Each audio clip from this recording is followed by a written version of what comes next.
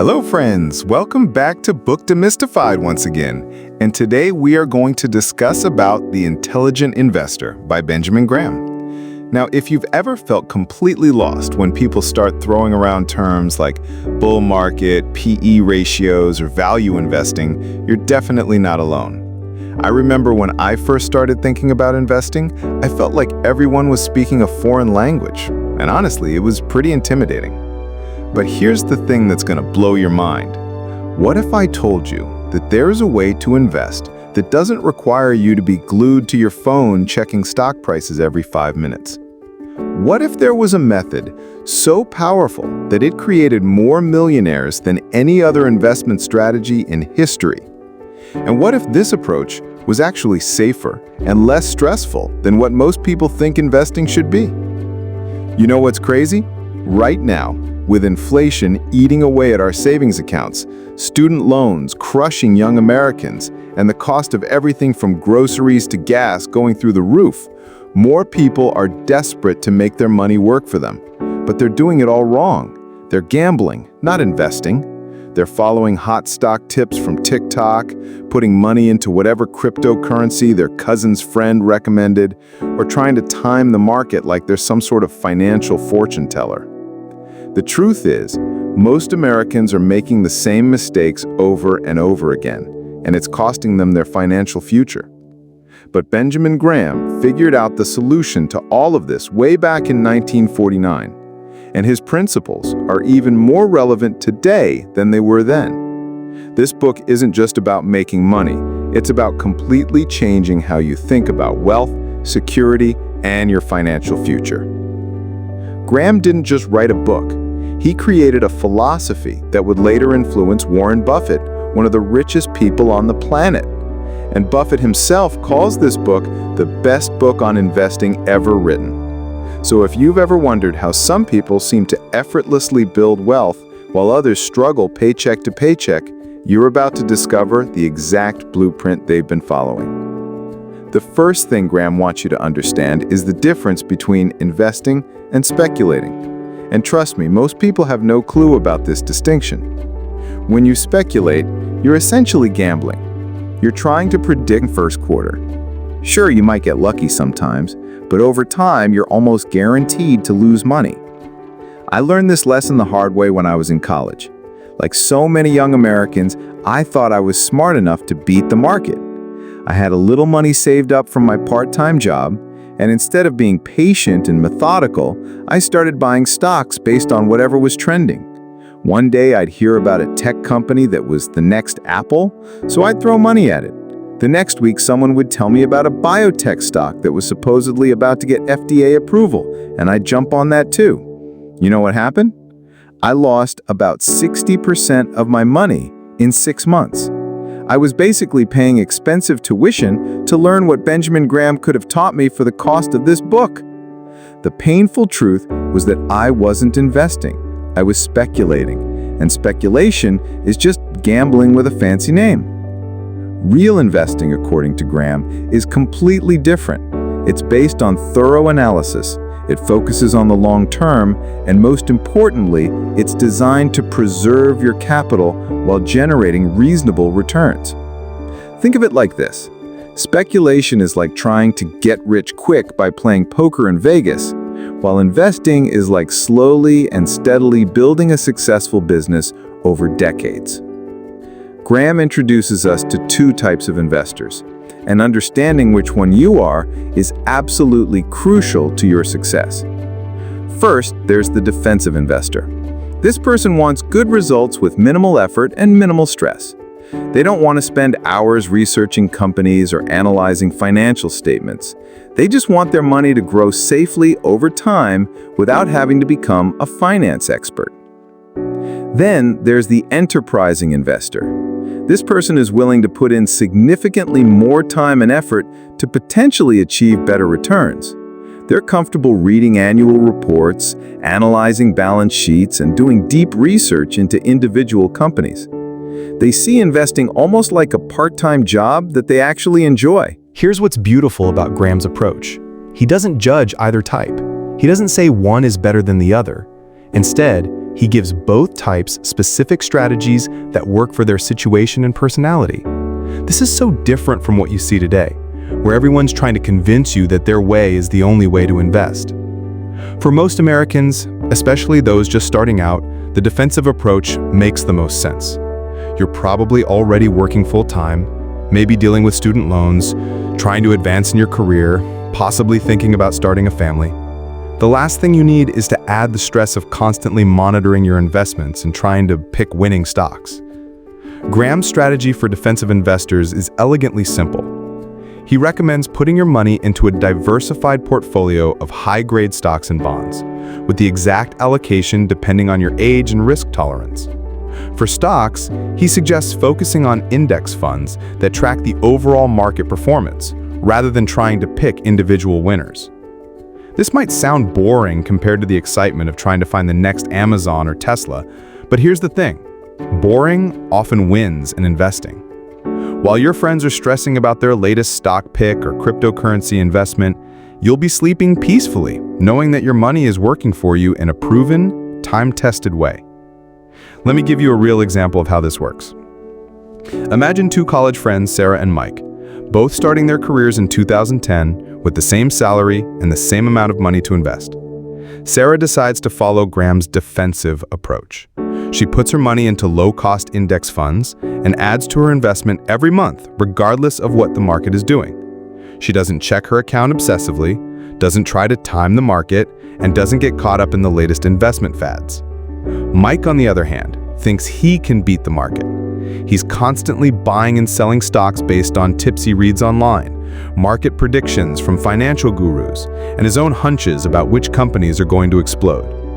He spends hours every week researching stocks, watching financial news, and trying to time his purchases perfectly.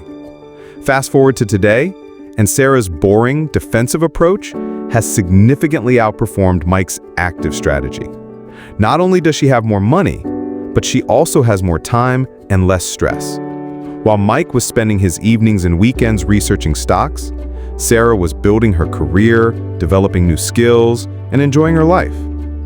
This isn't just a hypothetical example. Study after study shows that the vast majority of active investors, even professional ones, fail to beat the market over the long term. It's not because they're not smart enough or don't work hard enough. It's because the market is incredibly efficient, and trying to consistently outsmart millions of other investors is nearly impossible. But Graham doesn't just focus on the defensive approach. For those who have the time, interest, and temperament to be enterprising investors, he provides a completely different set of strategies. These investors are looking for what he calls bargains, stocks that are trading for less than their intrinsic value. This is where Graham's concept of Mr. Market becomes absolutely crucial to understand. He wants you to imagine that you own a piece of a business, and every day, a manic depressive guy named Mr. Market comes to your door offering to either buy your share or sell you more shares. Some days, Mr. Market is incredibly optimistic and offers you ridiculously high prices. Other days, he's deeply pessimistic and is willing to sell shares for far less than they're actually worth. The key insight is that you don't have to accept Mr. Market's offers. You can ignore him completely when his prices don't make sense, and only do business with him when he's offering you a genuine bargain. Most investors get this completely backwards. They get excited and buy when Mr. Market is optimistic and prices are high, and they panic and sell when he's pessimistic and prices are low. I see this happening all the time with people I know. During the 2020 market crash, when everything was falling apart and stocks were incredibly cheap, most people were too scared to invest.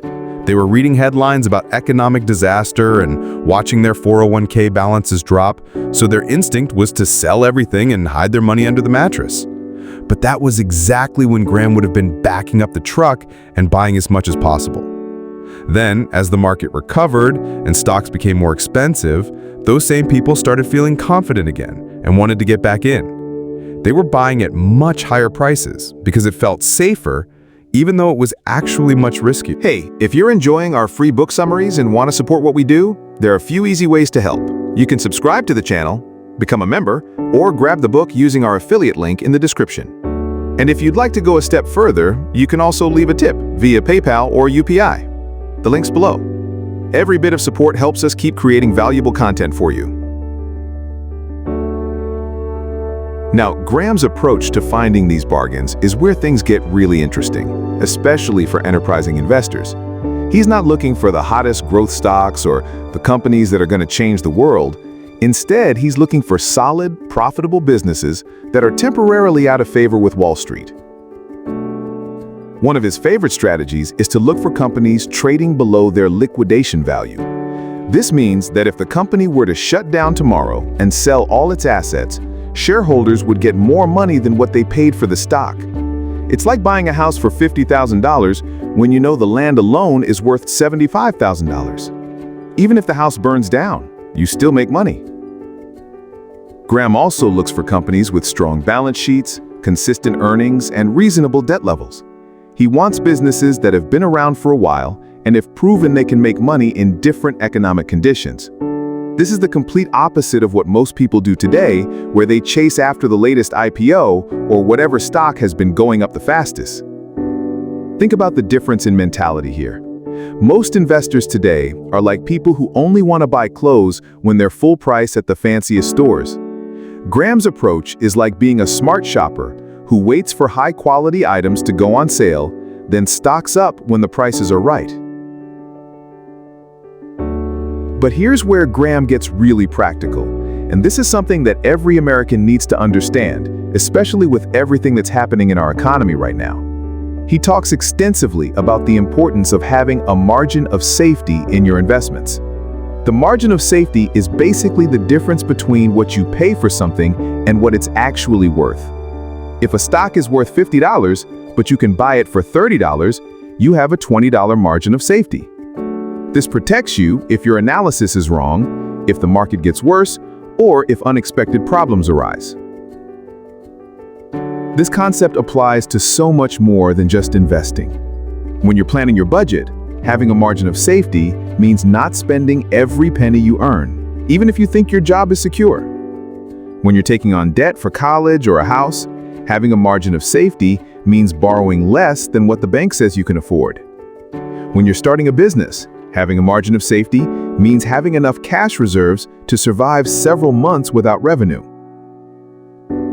I learned this lesson during the 2008 financial crisis, even though I was just a teenager at the time. I watched my parents and their friends struggle because they had taken on too much debt, spent too much of their income, and didn't have any margin of safety when the economy turned bad. The people who made it through relatively unscathed were the ones who had been conservative with their finances and had built-in buffers for unexpected problems. Graham emphasizes that this conservative approach isn't about being pessimistic or fearful. It's about being realistic and protecting yourself from the inevitable ups and downs of life. Markets crash, jobs get eliminated, health problems arise, and unexpected expenses pop up. Having a margin of safety in your investments and your overall financial life means you can weather these storms without having to make desperate decisions. Another crucial concept that Graham teaches is the importance of diversification, but not the way most people think about it. He's not talking about owning a little bit of everything just for the sake of spreading your risk. Instead, he's talking about intelligent diversification based on thorough analysis. For defensive investors, this might mean owning broad market index funds that automatically give you exposure to hundreds or thousands of companies. You're not trying to pick winners and losers. You're just betting on the long-term growth of the American economy. And historically, that's been a pretty safe bet. For enterprising investors, diversification might mean owning 10 to 15 carefully selected stocks that meet Graham's criteria for value and safety. You're not putting all your eggs in one basket, but you're also not spreading yourself so thin that you can't keep track of your investments. The key is that each investment should be made for a specific, logical reason, not just because you want to own a piece of every hot sector. I know people who own stocks in 50 different companies, but when you ask them why they bought any particular one, they can't give you a coherent answer. That's not diversification. That's just confusion. Graham also spends a lot of time talking about the psychology of investing, and this might be the most important part of the entire book. He understood that the biggest enemy of investment success isn't market crashes or economic recessions, it's our own emotions and biases. Human beings are wired in ways that make us terrible investors. We're naturally greedy when things are going well and fearful when things are going badly. We want to buy high because it feels safe when everyone else is making money, and we want to sell low because it feels safer to get out when everyone else is panicking. We also have a tendency to see patterns where none exist, and to believe that we can predict the future based on recent events. If the market has been going up for a few years, we assume it will continue going up forever. If it's been going down, we assume it will never recover. This is like assuming that because it's been sunny for 3 days in a row, it will never rain again. Graham teaches us to recognize these psychological traps and to have systems in place to avoid them. This is why he emphasizes having a clear investment philosophy and sticking to it, regardless of what the market is doing in the short term. It's why he recommends making investment decisions based on facts and analysis rather than emotions and hunches. One of the most powerful examples Graham gives is his own experience during the Great Depression. While most investors were panicking and selling everything, Graham was methodically analyzing companies and buying stocks that were trading for less than the cash they had in the bank. These purchases, made when everyone else was terrified, generated enormous returns as the market eventually recovered. This doesn't mean you should hope for another Great Depression, but it does mean you should be prepared to take advantage of opportunities when they arise. In every market crash, there are people who get wiped out because they were over-leveraged and unprepared, and there are people who become wealthy because they had cash available and the courage to invest when others were selling. The difference between these two groups isn't luck or intelligence, it's preparation and mindset. The successful investors had followed Graham's principles during the good times, building up cash reserves and avoiding excessive risk. When the crisis hit, they were ready to act, while others could only react.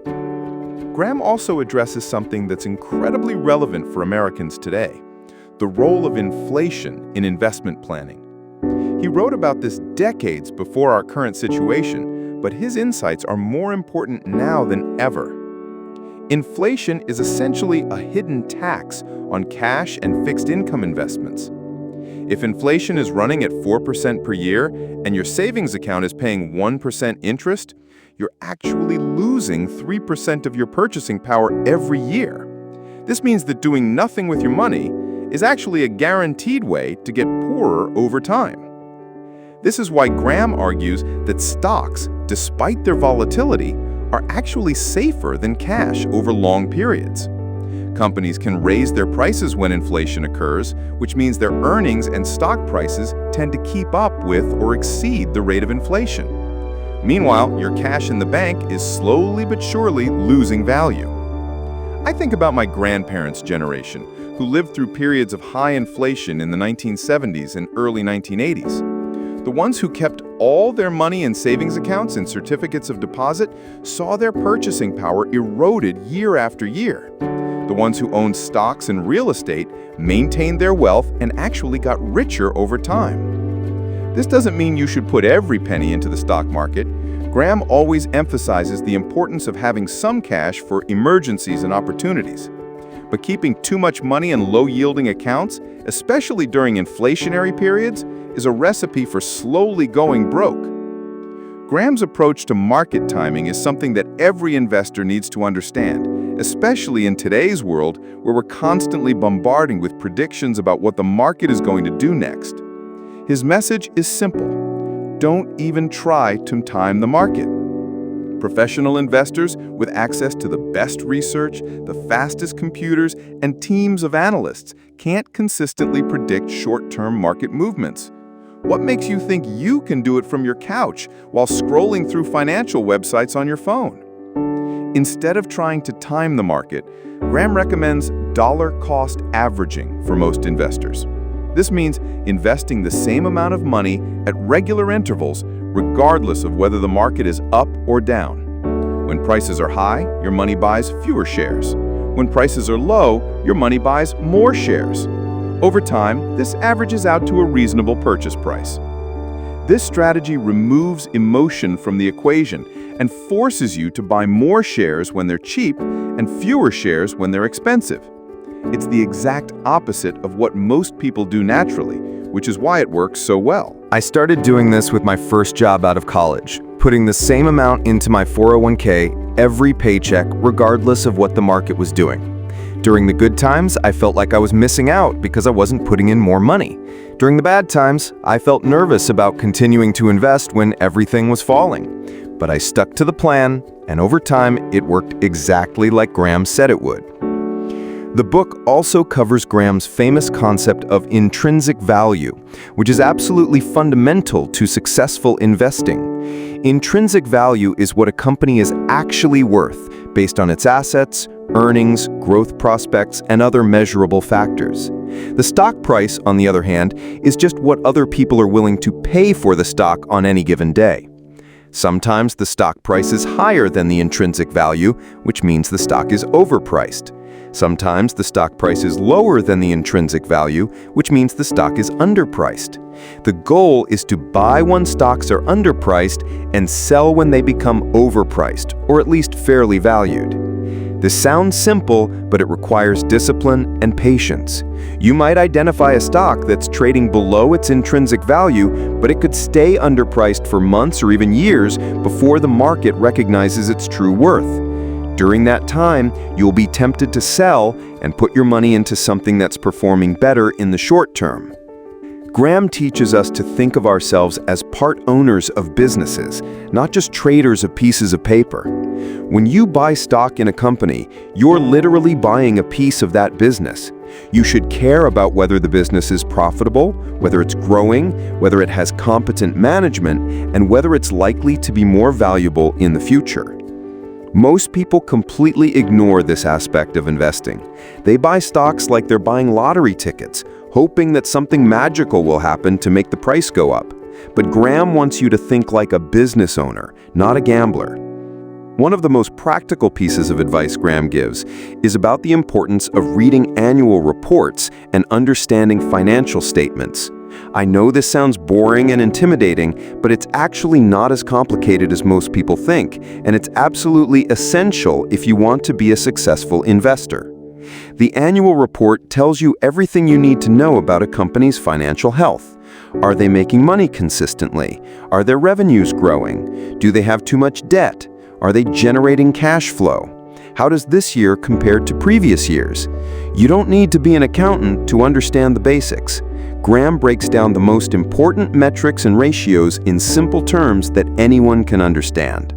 Learning to read financial statements is like learning to read the vital signs of a business. Once you know what to look for, you can quickly assess whether a company is healthy or sick. This skill becomes incredibly valuable when you're trying to decide where to invest your money.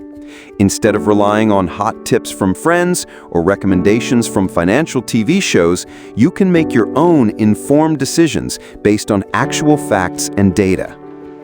As we're coming toward the end of our discussion, let me share what I think are the most important takeaways from The Intelligent Investor, especially for Americans dealing with today's economic challenges. First, understand the difference between investing and speculating.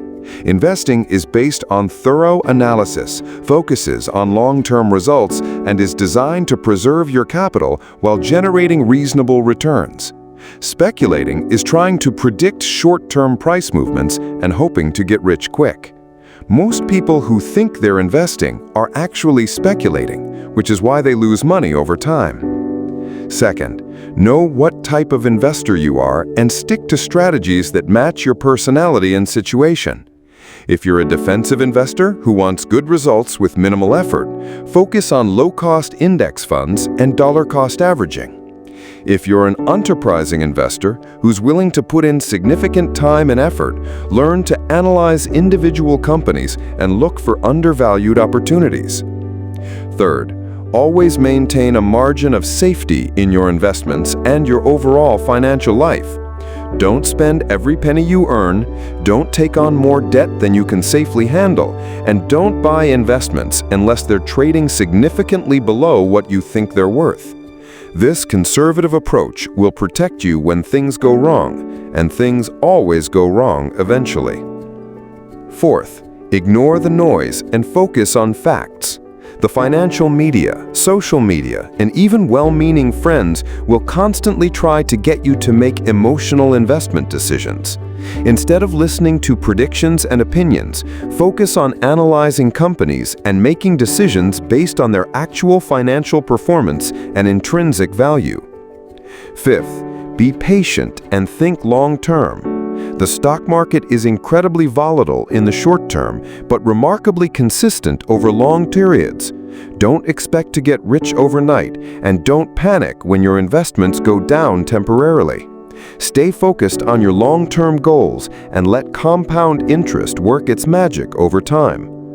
Finally, remember that your biggest enemy as an investor isn't market crashes or economic recessions, it's your own emotions and biases. Develop systems and habits that help you make rational decisions even when everyone around you is panicking or getting greedy. This might be the most important lesson in the entire book. The beauty of Graham's approach is that it's not just about making money, it's about building financial security and peace of mind. When you follow his principles, you're not constantly stressed about what the market is going to do next. You're not losing sleep over your latest stock pick. You're not refreshing your portfolio balance every 5 minutes on your phone. Instead, you're building wealth slowly and steadily while focusing on the things that really matter in life: your family, your career, your health, and your personal growth. Your investments become a boring but reliable part of your financial plan, not an obsession that takes over your life. This is particularly important for young Americans who are just starting their careers and dealing with student loans, high housing costs, and an uncertain economic future. Graham's principles can help you build a solid financial foundation that will serve you well for decades to come, regardless of what happens in the markets or the broader economy. The Intelligent Investor isn't just a book about investing. It's a guide to thinking clearly about money, risk, and the future. The lessons Graham teaches apply to every aspect of your financial life, from choosing a career, to buying a house, to planning for retirement. Most importantly, it's a blueprint for achieving financial independence without sacrificing your sanity or your values along the way. So there you have it, friends, Benjamin Graham's timeless wisdom about smart investing, distilled into the practical lessons that can transform your financial future. Remember, the goal isn't to get rich quick or beat the market every year. The goal is to build wealth consistently over time while protecting yourself from major losses and maintaining your peace of mind. Start where you are, use what you have, and do what you can. Your future self will thank you for taking the first step today.